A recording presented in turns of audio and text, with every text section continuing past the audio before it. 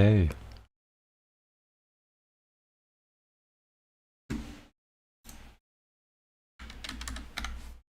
Now,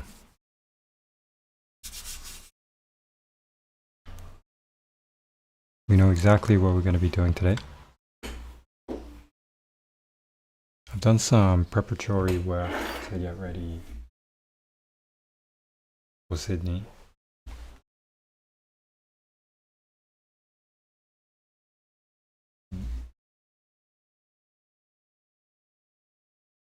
And now we can just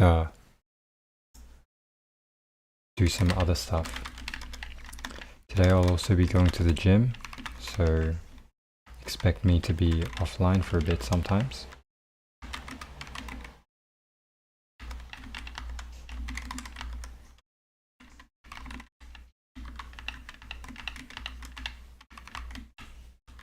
Ooh. Ooh.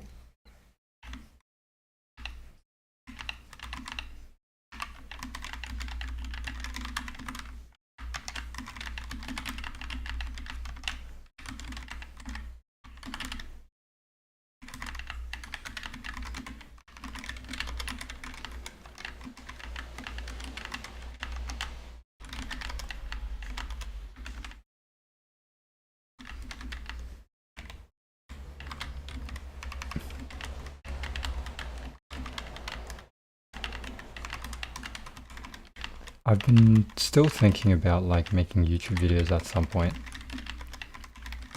Just don't know how we want to go about that. Still thinking.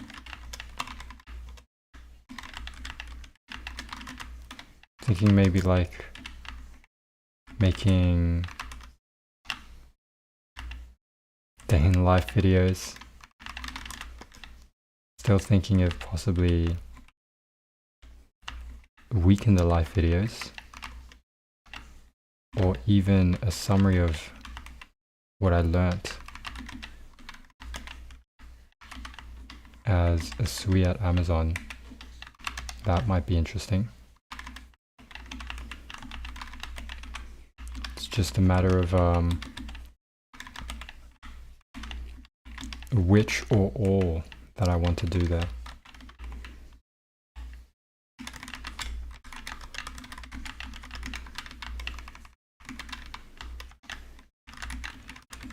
Something to definitely think about still, which I don't have much time to think about if I'm doing streams like this.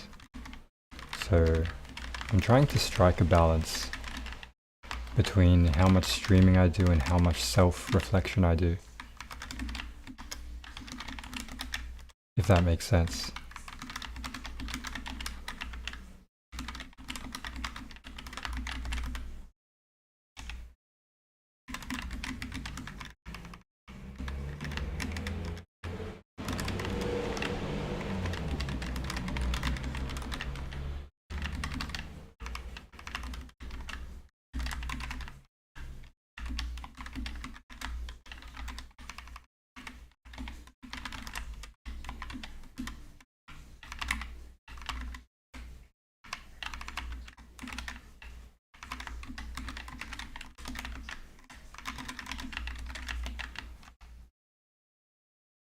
-3.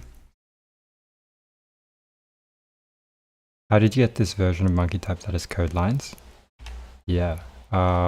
If you click quote, if you change the language to code Python, right, so you can type in code, and then there's a whole list of different, I guess, programming languages, and then you can change the actual length as well, but quote and code is all you need.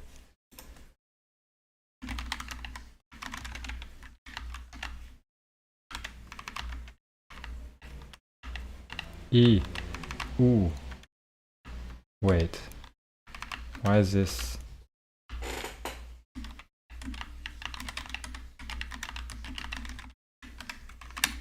Group by. How did I even find that out? I actually don't remember.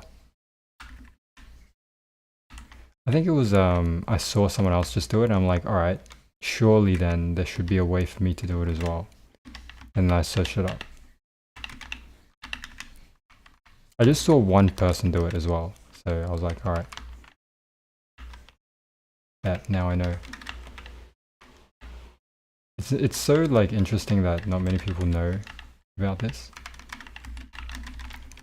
Or maybe it's because those people who don't know about it mention it to me. And so I actually see a bias of people who ask, perhaps.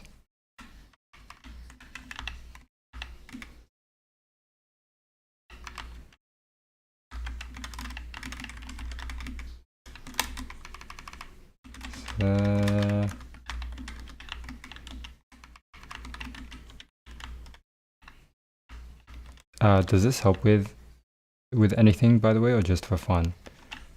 I mean, this is partially fun, but also it's just good to practice my typing.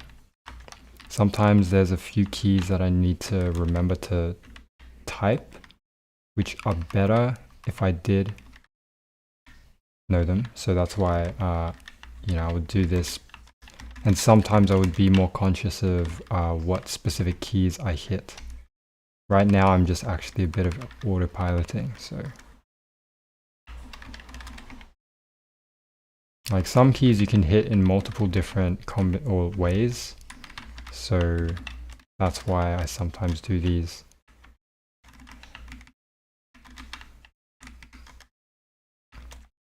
Especially when it comes down to numbered stuff, I need to watch out.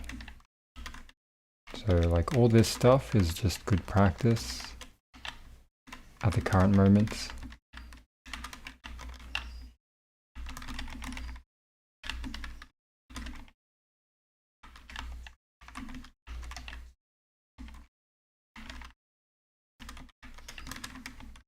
This is a long one actually.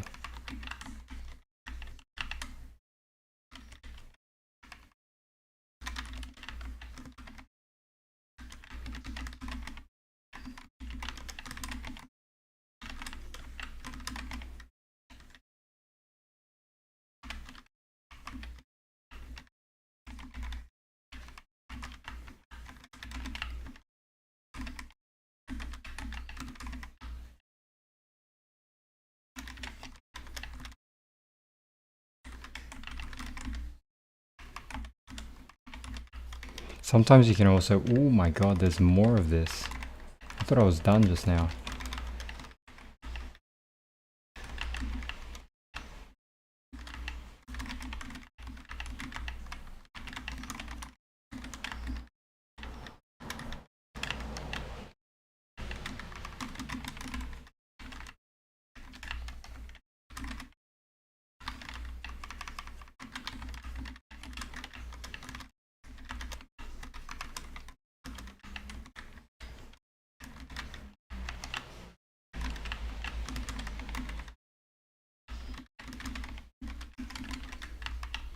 Surely this is the end.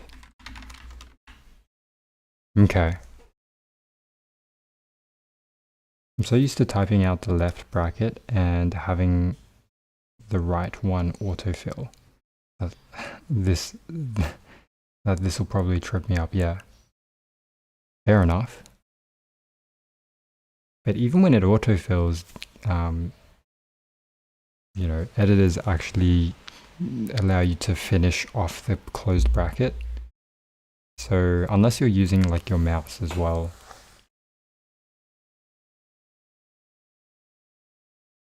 Okay, 41 words per minute, not bad, increasing over time. But it takes me almost 4 minutes to 5 minutes to type up this whole quote. This is a thick quote. Alright, well, done with that. Let's do some dynamic programming problems on Leetcode. So the plan is that I want to finish a dynamic programming problem, go to the gym, and then come back and do another dynamic programming problem. So we'll have a look.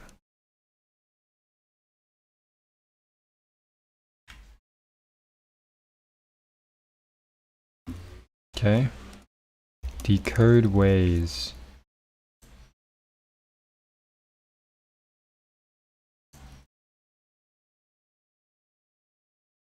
"91 decode ways." Remember that.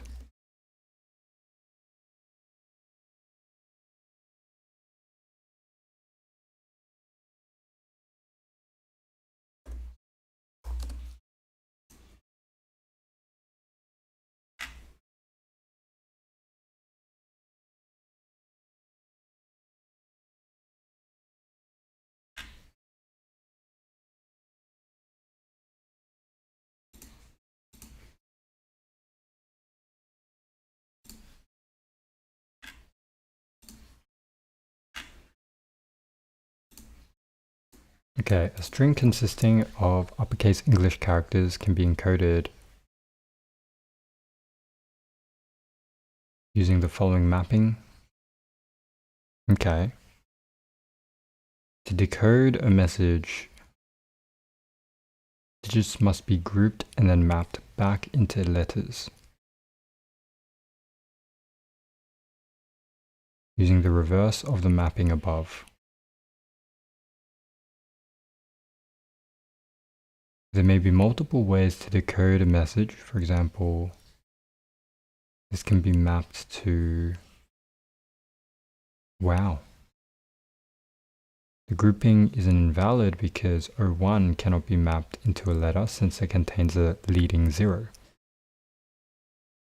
Given a string S containing only digits, return the number of ways to decode it. You can assume that the answers fit in a 32-bit integer. Interesting.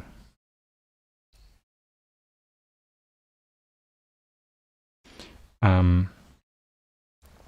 Subbox.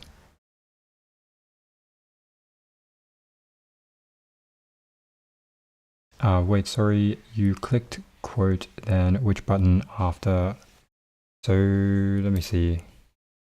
Oh yeah, so it was quote, right? But then you change the language to whichever you want. Now change it. If you type in code in the language, you'll get it.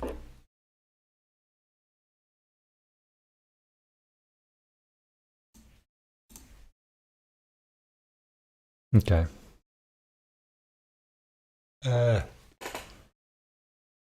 How do you measure the different ways?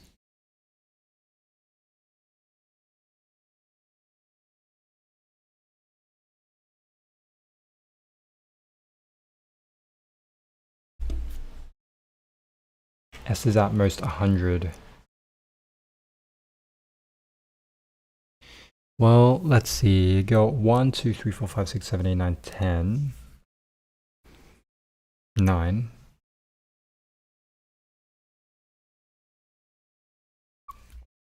And then 10, you know, has to be 10. Same with 20. But when you get to 2, 1, 2, 2, 2, 3, they can all be split into multiple.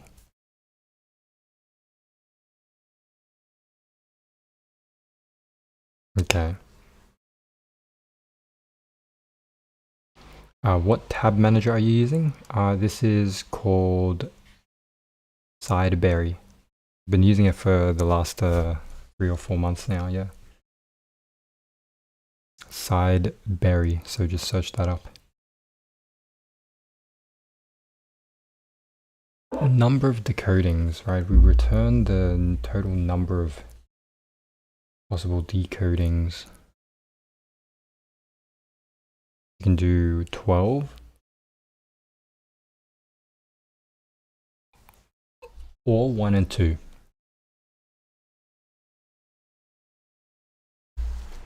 So at 1, you know you're only going to have 1.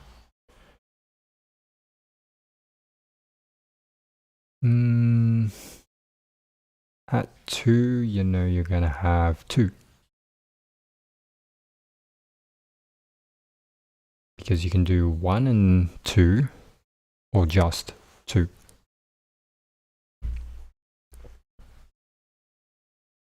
Now, how do you know it's 1 and 2 is a possibility?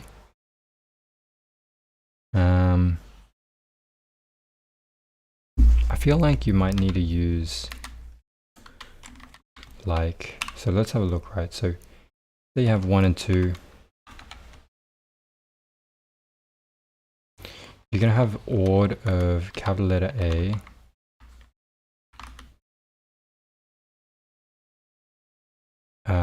ORD of said letter minus this plus 1. So we're going to ORD of, we can say S of I some point, you know, for I in range of len of S, this might be what we do. And this would be the position.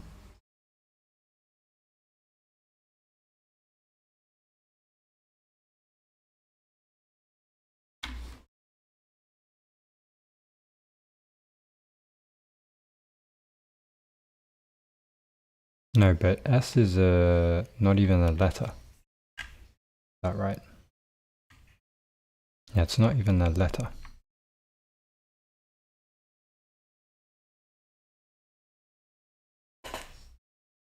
So this isn't correct. It's just maybe I.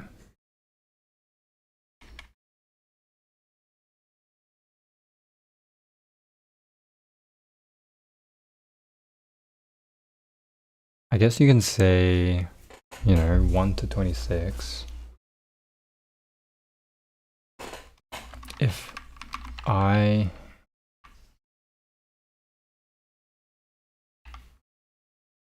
you know, less than 0, less than equal to 0, or I is greater than equal to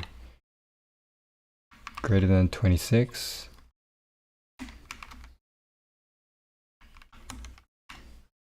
oh, 26, maybe we'll say less than 1,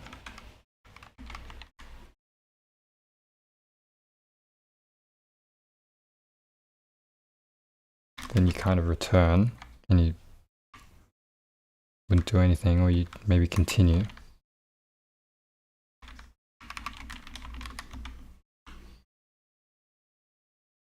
I was thinking about doing a bachelor's, just finished a diploma in IT programming, just because it's stupid hard finding a job. Yeah. That's what I was thinking. In the sense that that's what I did, because I'm doing a master's of IT. Because it was kind of like the default option, right, for me.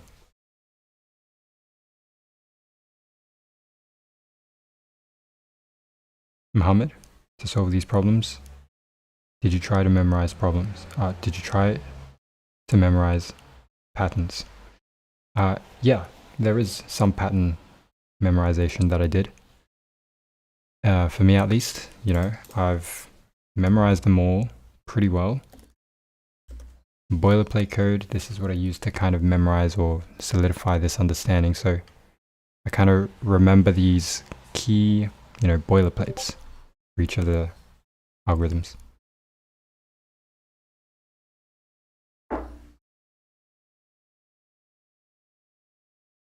Yeah, I'm doing a Bachelor of Cybersecurity. I see at Vic Uni. I see. Not bad, not bad.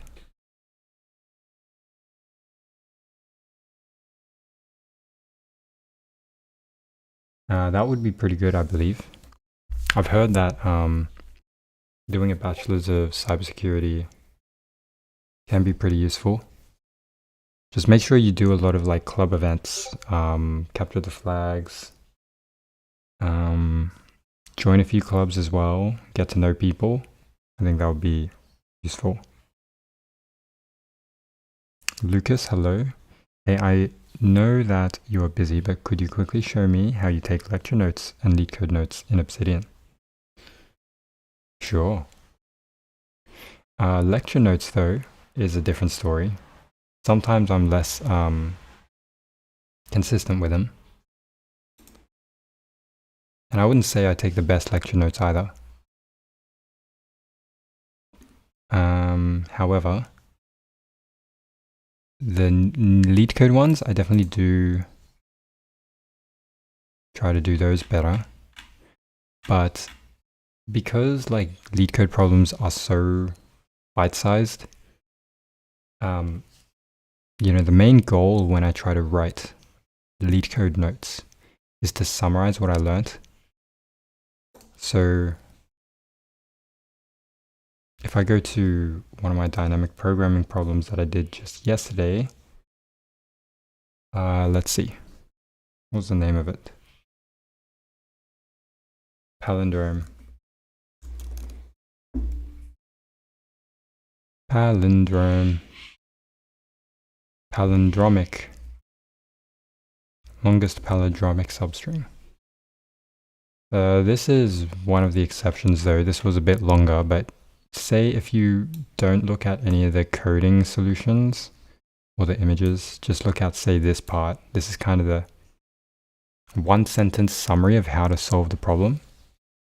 And that's what I like to do, because when you can summarize like a whole 12-minute video from Leetcode into 1 or 2 sentences, you've basically encoded that now, right? And when you just think about like what encoding means in general, it's to make information more succinct in your brain, right?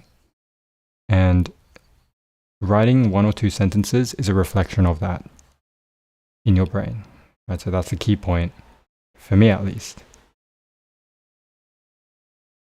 if that makes sense. So, you know, I wrote here, there are different methods to solve this problem. First, you go with brute force. The brute force will take O of n cubed time. Cool. Then there's a 2-pointers approach where it would take O of n squared time. Cool. I know why, because all you need to do is check from the center for each of the letters to see if it is a palindrome. That's the 2-pointers approach. And then a dynamic programming approach, I said dynamic programming is slightly worse with O of n squared time and space compared to O of n squared time and O of 1 space for 2-pointers. And then I would say, now this was the main part that I was worried about, right? So I actually wrote how you can solve this. So you would create a 2D array where it is an n by n, basically n by n matrix, where n is the length of the given string, and any combination of I and j is a substring. So for the whole 2D array or a 2D matrix, every I and j represents whether those slices of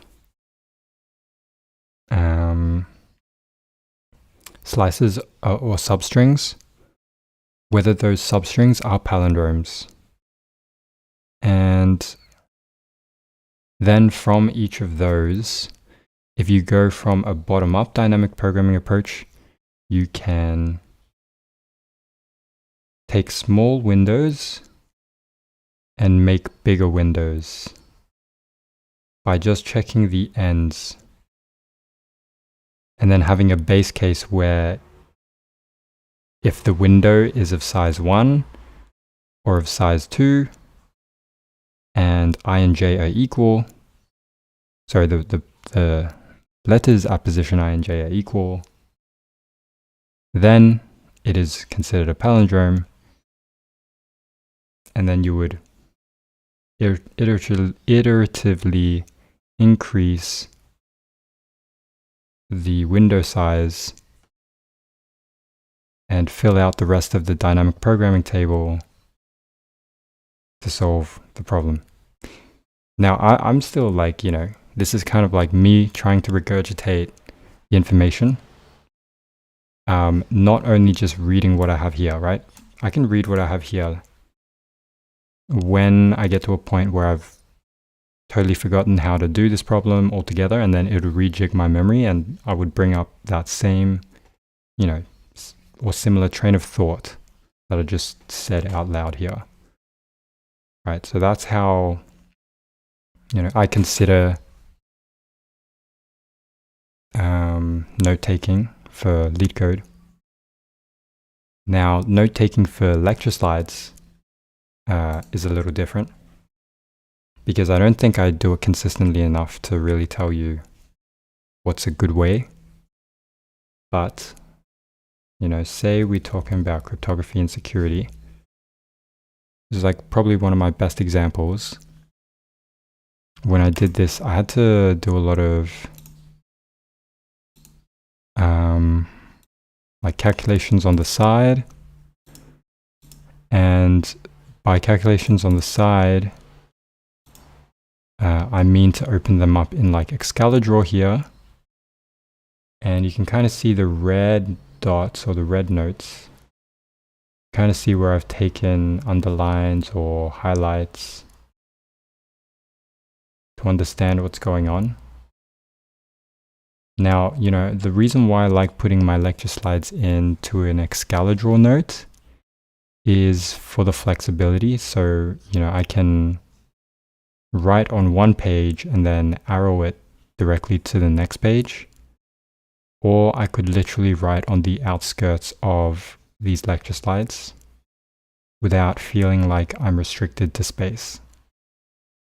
That's personally how I like to do things. But I also, I guess word of warning is, I also don't consistently take enough notes for each of the slides, because I don't think there is necessarily that much. It's not really that important to take notes for each of the slides unless there is something unclear for that specific slide, right? But that's also just on the Excalidraw note itself. However, you can see I also like wrote questions. Now, the other problem that I'm dealing with is, you can write all of these questions, but if you don't go back and review them, then they're as useless as writing notes, right? So for me personally, these should be good, I think, but I think I failed to revisit these notes enough times during the semester. So maybe like, even if you write notes, structure in some time to review them as well. And you might have better success than I do, I think, with this approach of taking down questions as notes. Yeah, that's all I can say to that. I think, that's what I'll try and do in future as well. Write down questions and then have some time, make some time during the day just to reflect on these. Maybe like every week, just review the previous weeks, or review the directly previous week. That's probably a policy I've got to try and follow starting next semester as well.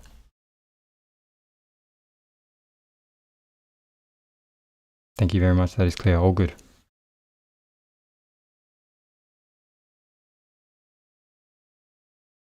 And it has worked so far. Yeah, fair enough. I mean, also, it's all about practice mainly. So, but I would like to document some things, if you know what I mean. Yeah, of course. I've also seen success with literally just writing summary sheets. That's what I did in the past, but I also thought it took too long for me, mainly because my summary sheets were too perfectionist, I would say, at some point.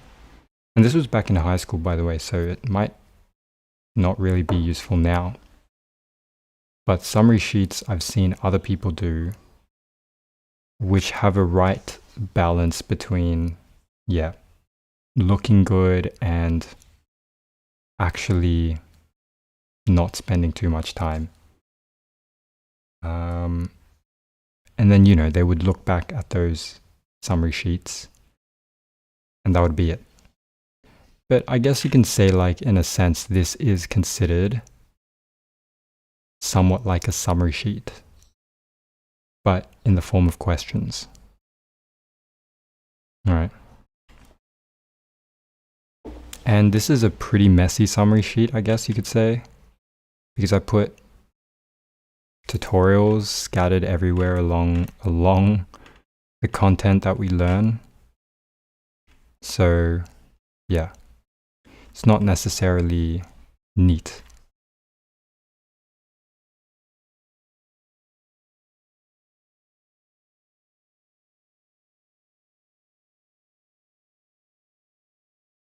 Okay, yeah, subocs, like taking logs of what you're doing when building stuff, that's definitely good, right? That's what I also do as well. Those are just like, almost like documents that you can refer back to if you get through this problem again.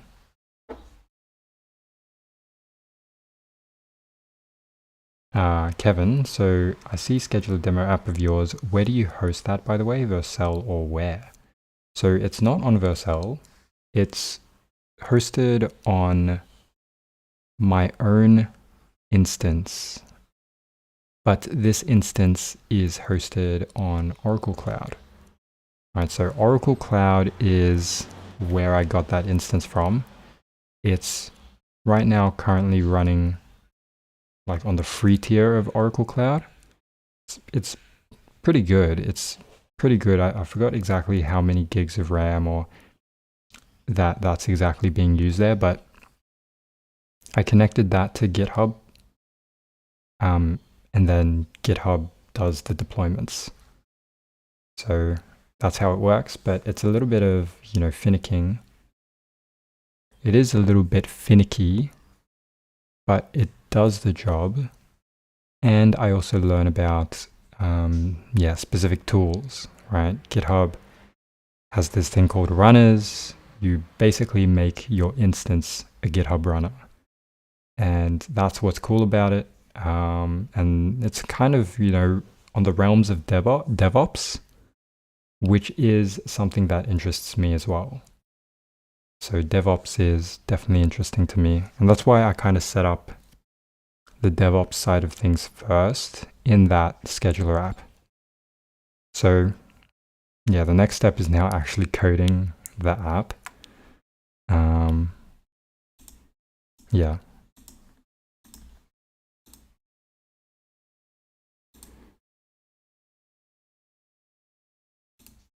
Okay.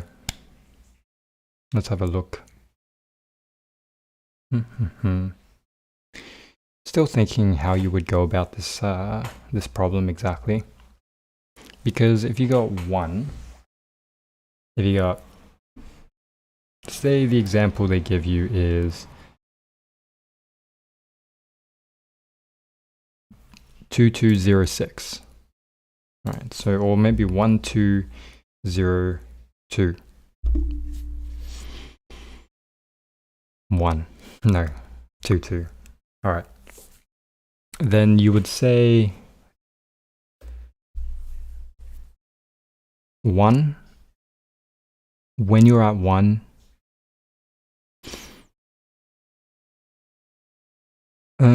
or could you go bottom up?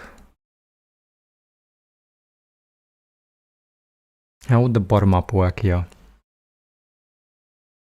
you know that any number greater than 2, or any two numbers, any number greater than 2 is not gonna pass. But that's okay in this problem. Let me think. Maybe? If you have 2, 2 is definitely going to be less than 26. Greater than 1. So then you make I, you kind of make the window of I bigger. So you kind of do need a window, right? So if you kind of do need a window, we're talking maybe a left and right pointer starting from here. Then it becomes left and right, which is 22, which is within range. I don't know, maybe we just say LR is equal to, okay, LR is equal to I.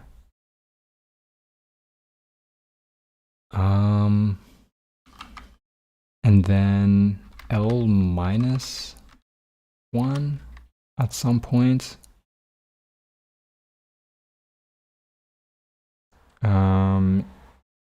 If so, I is going to be, we're going to say the actual letter. Oh, wait.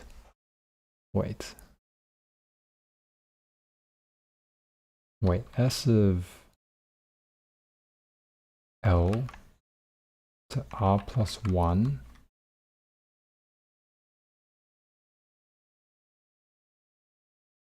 is equal to, this is going to be a number.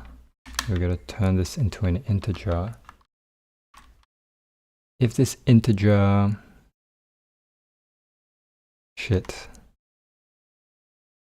is equal to 0, if this integer, instead of this, we'll call it value. If this value is less than 1 or greater than 26, you wouldn't do anything. Alright, and then you would continuously do some more stuff.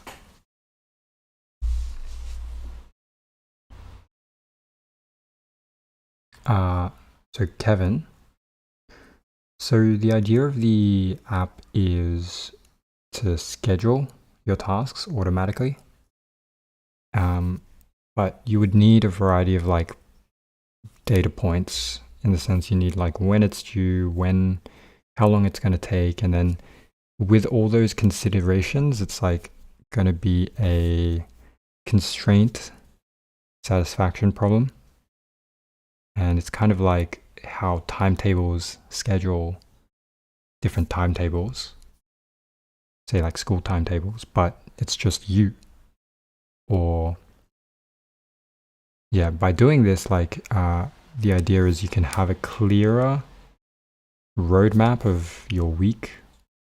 And my thinking is that's definitely something I would like myself.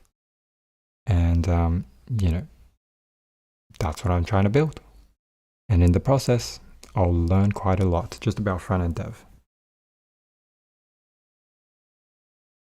And also maybe, if I ever work in a team with someone on this, and same thing. Yeah, value. It's the value we care about.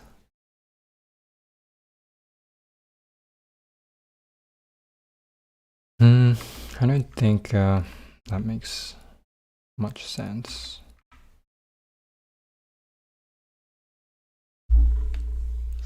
Damn. Nah, that's all right. I might even look at the solutions here. right now. I don't think I can figure this out without looking at it. Right, let me think. You could use, I feel like you have to keep an array of dynamic programming. So this has to be a 1D array, right? This has to be a 1D dynamic programming problem. Just still thinking how that would entirely work.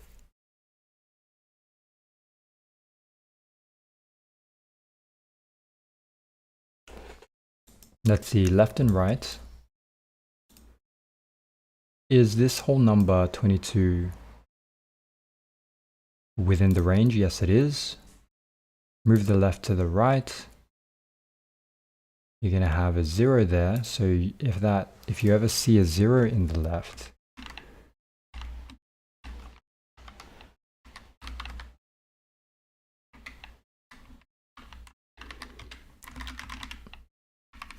you would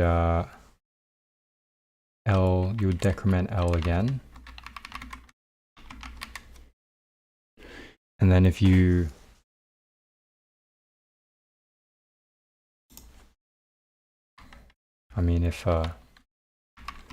if 1 is less than equal to val and val is less than equal to 26, then you would also do this.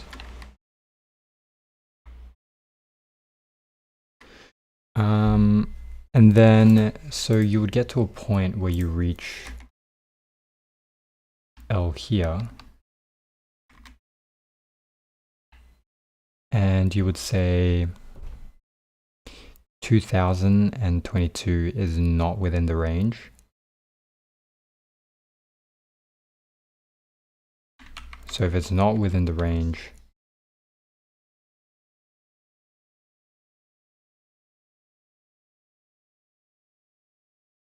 your next point of consideration is here.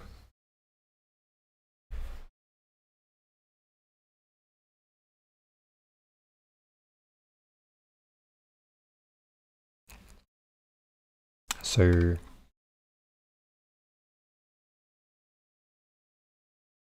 right, if it's there though, so this becomes L, this becomes nothing, and this becomes nothing. You would take the previous value somehow. If you're going to use dynamic programming at all, you'd have to do that. Now, what does the previous value tell you? Maybe it tells you the greatest number you got was 22. So you can say that it's going to be 22. Okay. So maybe the dp is equal to 0 originally times n, where n is the len of s. Right? Look, n is equal to the len of s, n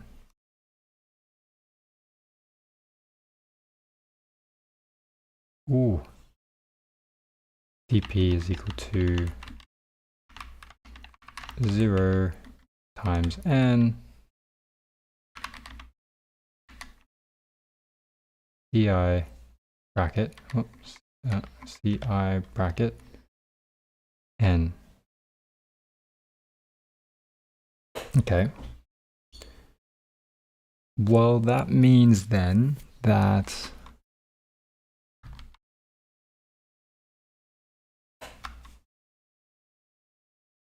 so you're saying this value here, so everything is going to be 0, this is going to be 2. Okay, and when you're here, maybe you take the previous value and you say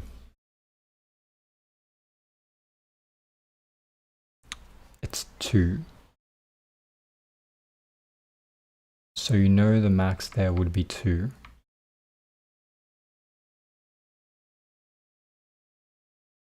And the max here that you found would be 1. So you would take the max.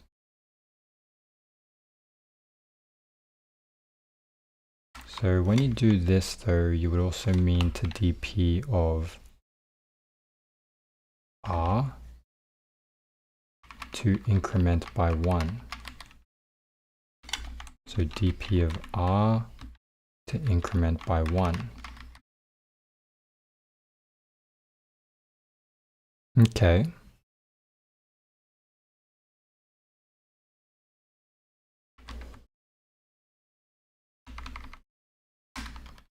So maybe we plus 1 here to make that dp correct. And we're starting from the other side, which means we have to go from n minus 1 to minus 1 minus 1. Okay. And this is L. Now then, if the dp of r plus 1, well, you can just go dp of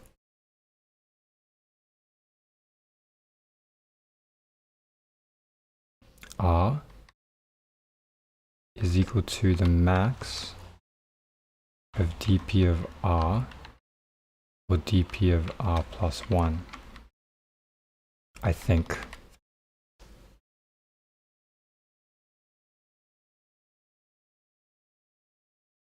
And we can merge this maybe, but keep it separate for now just to see if it makes any difference. And then by the time, I don't know, you reach here, dp of r, you might keep a result starting from 0. A result is equal to the max of result and this.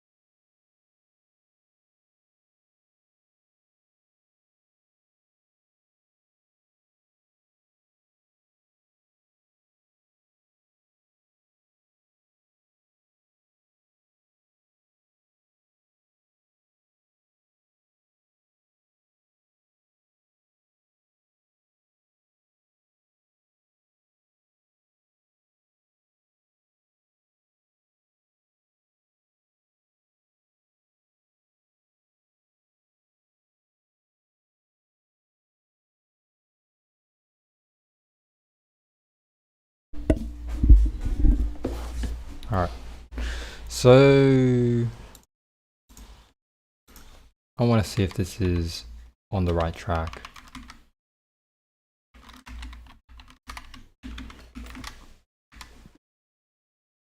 Would it be?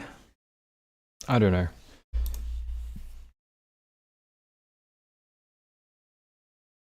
All right.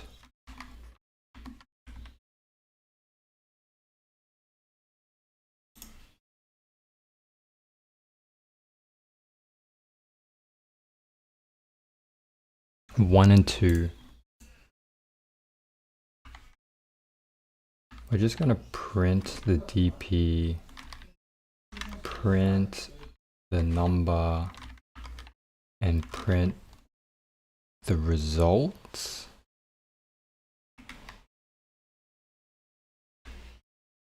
Print the left and right pointers.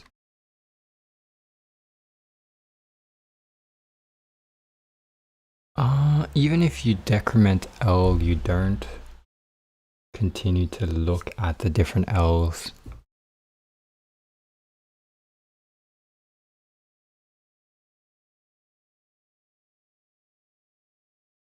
So while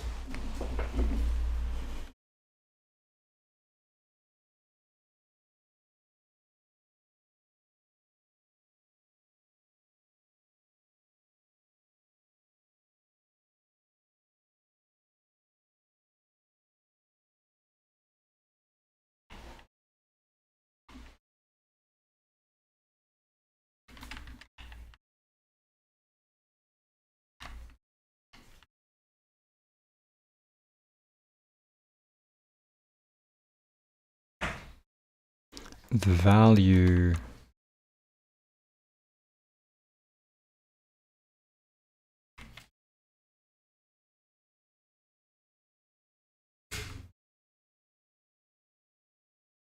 I guess S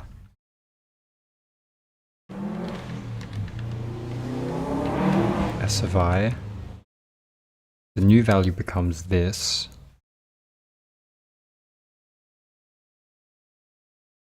Only after decrementing.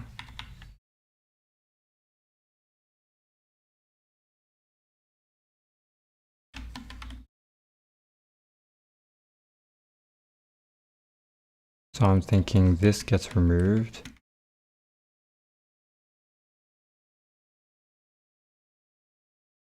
The value of this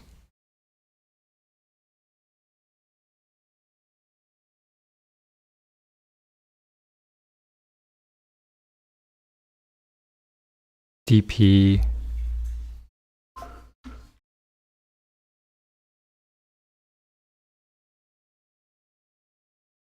of R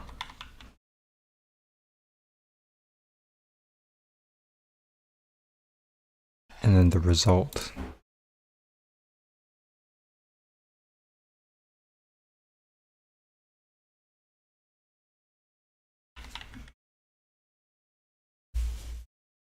Value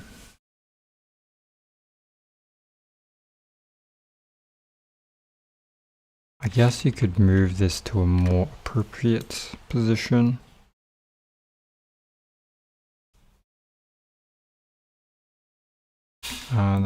That makes sense also.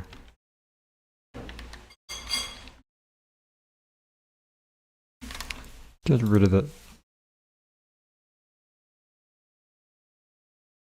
int and string. Right, so we got to turn this to an integer.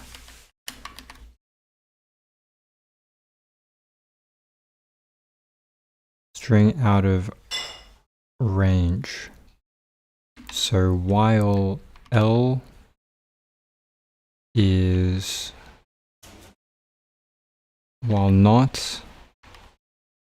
L is greater than equal to 0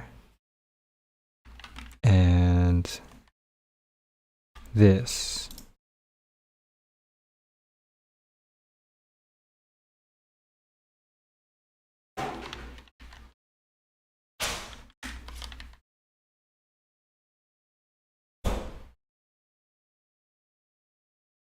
or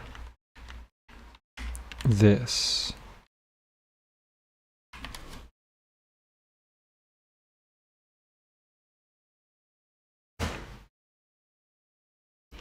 So time limit exceeded.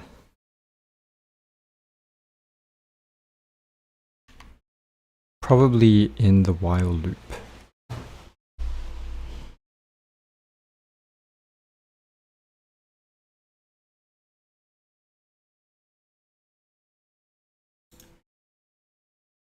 And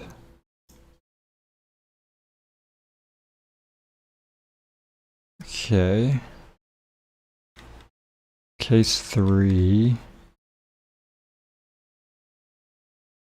should have gotten at least 1, but everything is 0.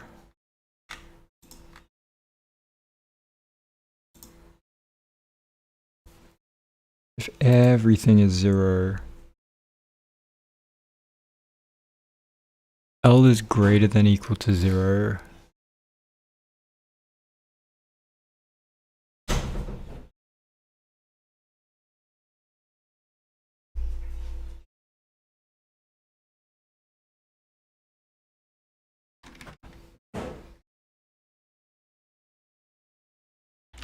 Or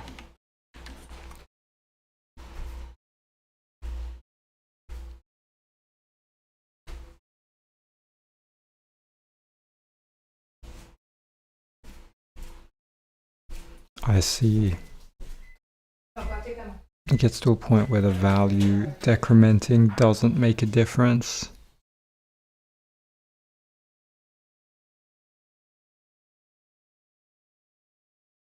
If L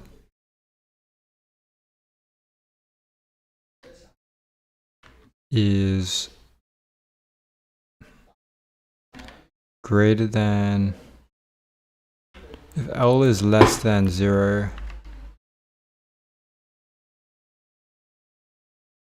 break.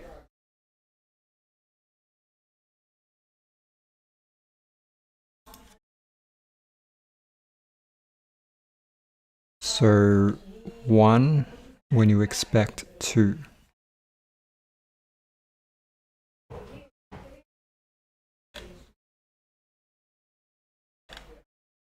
Two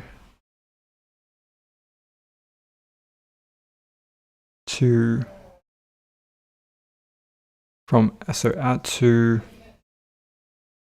have 22 or 26,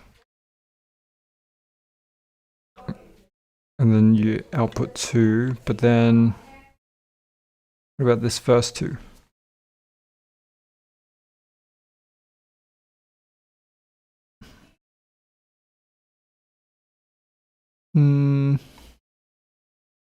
Let me see. Print of I. 1 0.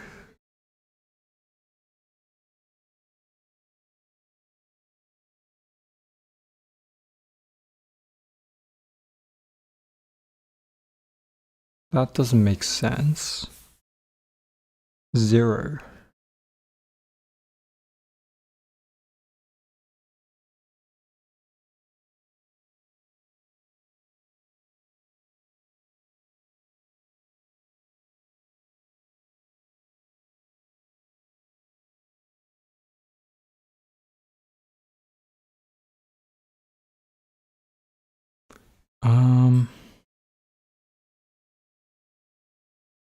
Should it all start with 1?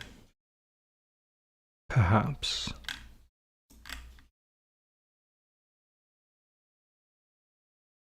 My output was 1 when you expected 0.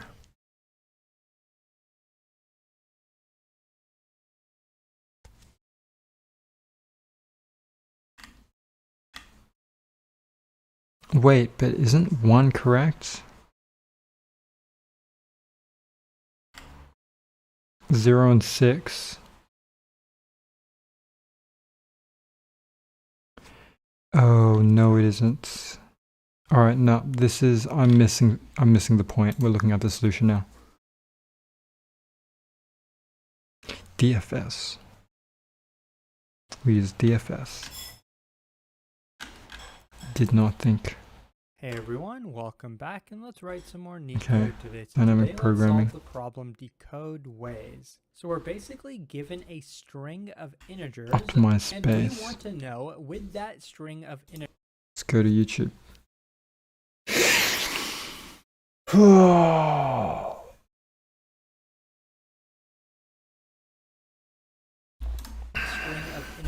How many different ways can we take that string of integers and decode it into a string of characters? And we're given a specific mapping, so we have 26 characters, and each integer maps to a different character. So we have an integer 1, 2, all the way to 26, and each of these integers maps to a different character. Now, we don't actually need to build that string that we are mapping to. We just have to count the number of different ways we can decode it.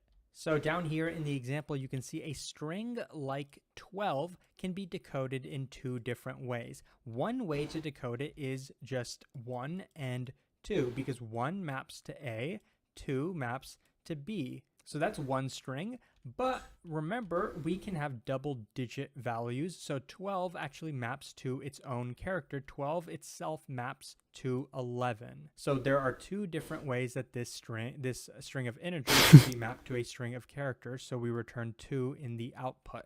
Now, as you can see, it would be very simple if we just had numbers 1 through 9 that map to characters, right? The problem comes from double digits, right? From 10. 10, a string like this can be taken in two different ways, right? 1, 0, or just 10, right? So that's where the complexity is going to come from. From a string like this, we could have two different decisions. So we're going to be Two different decision decisions. tree to kind of figure out all the possibilities with this. At least that's going to be the brute force approach. The only problem is that there's going to be a few different edge cases we have to worry about. For example, we could have a string like this. We could have a string like 0, 6, right? What exactly does this map to? Well, 0 is not even in our input, right? Basically, 0 itself does not map to any character, right? 6 could map to a character, but 0 does not. So if we ever get a 0, a string starting with 0, that's invalid. So we have to return 0 in that case. This cannot be mapped to any, this cannot be decoded in any way, so we return 0. Okay, let's try to figure out the brute force approach to solving this problem, and in doing that, we'll try to figure out some of the edge cases that we're going to have to deal with. Suppose we have a string like this, 1, 2, 1. How many different ways can this be decoded? Well, let's say we start at the beginning, right? We could take 1 by itself, right? That's going to be some character, right? We don't really care what it is, but it's going to be some character. Now, we could also take the first 2 characters by themselves, 12 by itself, right? Because that's valid, right? So that's another decision. Starting from here, we could take 1 or we could take 12. And by the way, if this was a 0, we definitely could not take it. Then we'd have to just stop immediately, right? Because we can't start with a string starting at 0. But if we had something like 1, 0, right, a 10 maybe, then we can take it because it's okay if a 0 comes after a 1. And so basically any integer by itself, right, 1, 2, 3, 4, 5, any integer by itself except for 0 can be taken, right? So basically we can create any string of one number from 1 through 9 except 0, right? We're just not including 0. It cannot be taken by itself, but any from 1 through 9 are okay, right? So what we're going to see here is, okay, if we went down this path where we chose a 1, then the next character we're going to be at is the 2, right? Of course, 2 can be taken by itself, right? Any number except for 0 can be taken by itself. It can be decoded in that way. So when we're at this 1, or when we're at this position, we can take 2 by itself, or we can take 21, right? 21 is also some character. I don't know what it is, but remember, we had values from 1 through 26, right? So having a 21 is completely fine. That will decode to its own character, right? Now, of course, if we had something like a 27 over here, then we could not go down this path, right? Then we just would not go down this path because 27 does not map to any character, right? So we're kind of learning that anything, the integers have to be within 1 through 26, right? And this 27 is not. Okay, and so down this path, we reach the end, right? We had a 1 and we had a 21, right? So there's no more characters to choose from here. So basically, this was one way that we could decode this input. So when we reach the end, we're going to count that as a 1, right? That means we found a single way to decode this input.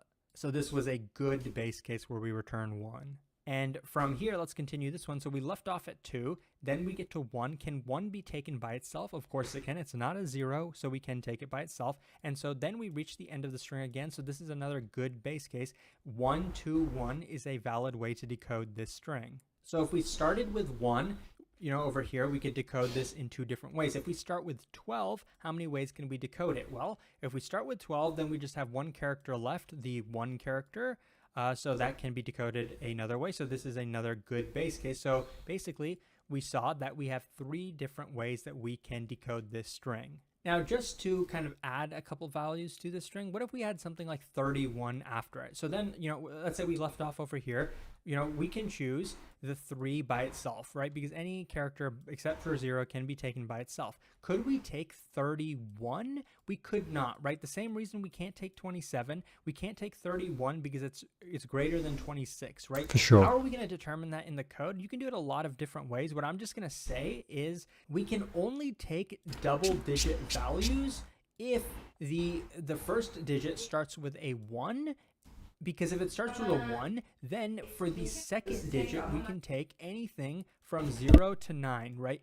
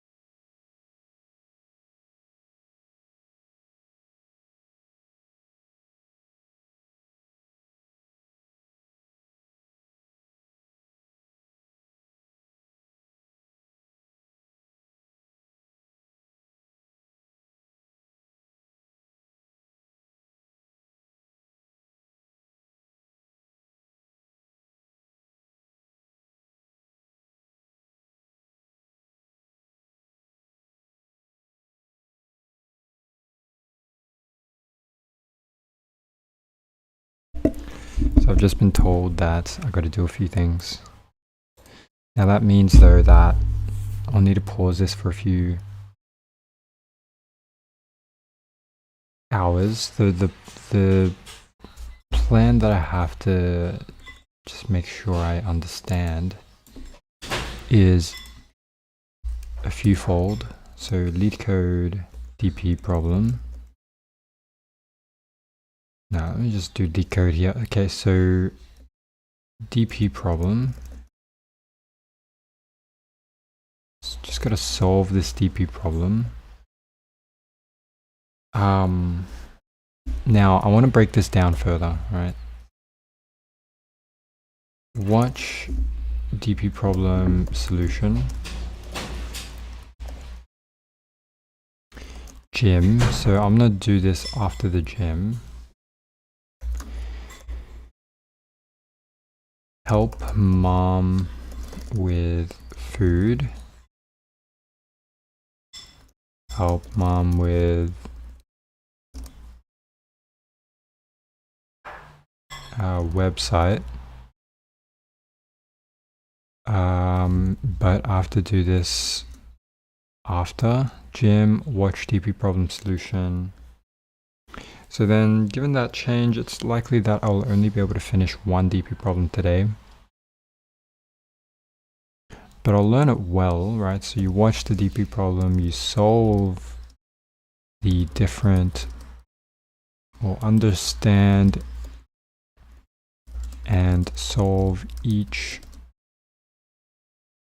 possible solution to the DP problem.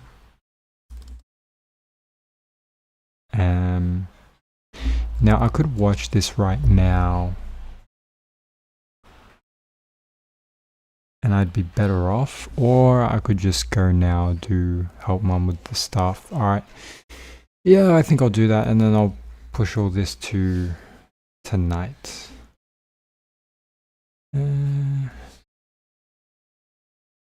What, tonight?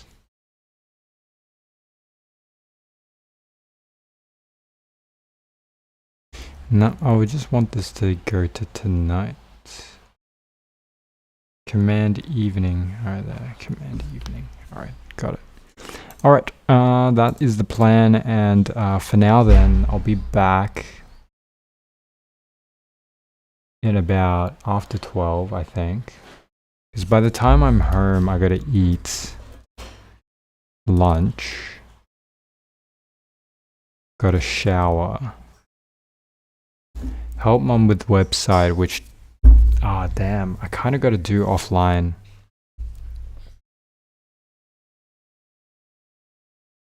Okay. And then watch DP problem solution. So I'll do this. I'll come back to stream this afterwards, which means I'll end the stream now. And then, yeah, I'll come back and solve that problem. All right, so we're gonna call it a end of stream now, but we'll come back later tonight to try and finish it off. And hopefully we should have time to do that. Among other things that I have to do, among other things that I have to do. All right, well, thanks for sticking along, the 3 people that are in the that are in the stream right now. I will, come back. All right. That's all right, guys. Thanks for sticking along, and I'll see you guys later tonight. Me, at least.